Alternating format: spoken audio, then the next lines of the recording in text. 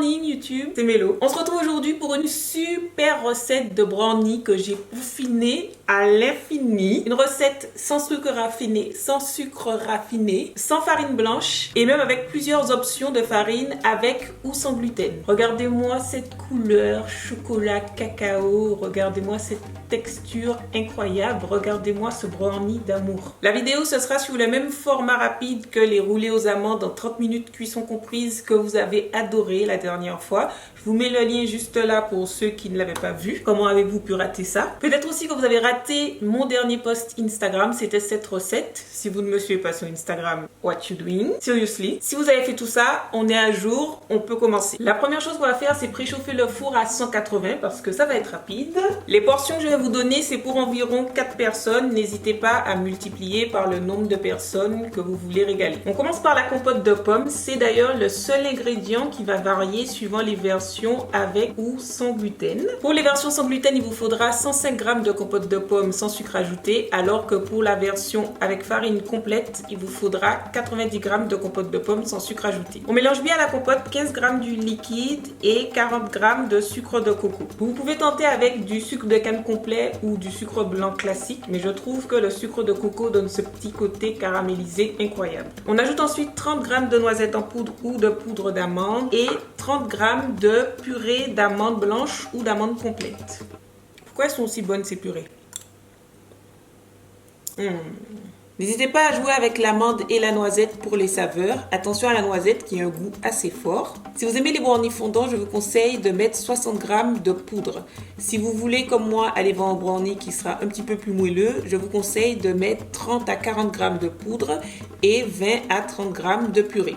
Une fois que votre mélange est bien homogène, vous rajoutez 15 g de poudre 100% cacao, entre un quart et une demi-cuillère à café de bicarbonate alimentaire, 30 g de farine et on mélange. Pour les farines, vous avez le choix avec la farine de pois chiche qui est sans gluten et naturellement protéinée. Vous pouvez également utiliser ce mix de farine spécifiquement que j'ai validé et vous pouvez utiliser de la farine de grand épeautre ou de blé T150 comme je vous montre ici. Regardez comment la pâte elle est jolie. Attention quand même à la farine de pois chiche parce qu'on sent un tout petit peu le goût. Il ne nous reste plus qu'à pimper notre brownie. Les vrais brownies ont des noix, vous n'êtes pas obligé, mais normalement il y en a. Je vais aussi rajouter des pépites de chocolat parce que comme vous avez vu, il n'y a que du cacao dans le brownie parce que voilà, on est trop fort. Vous pouvez utiliser 3 ou 4 ramequins comme ceci ou alors utiliser comme moi un moule de dimension 13 x 17 cm, ce qui fait 156 cm². Ouais, j'ai calculé ça de tête. Je vous donne l'air de mon moule tout simplement pour que si vous multipliez les proportions par 2 ou par 3, vous sachiez qu'il faut multiplier l'air de votre moule par 2 ou par 3. N'oubliez pas de chemiser vos moules tout simplement en passant un pinceau d'huile et une fine pellicule de farine. Regardez comment la pâte elle est bien épaisse, bien jolie. La petite astuce pour avoir un joli brownie, c'est de bien lisser la surface. Ensuite, il n'y a plus qu'à enfourner pendant 20 minutes pour les petits ramequins et je dirais maximum 30 minutes si vous multipliez les dimensions que je vous ai données par 2. Pour mes dimensions, je vais partir pour 25 minutes. On n'est pas censé faire ça normalement, mais le seul risque, c'est la farine, puisque c'est vegan, donc...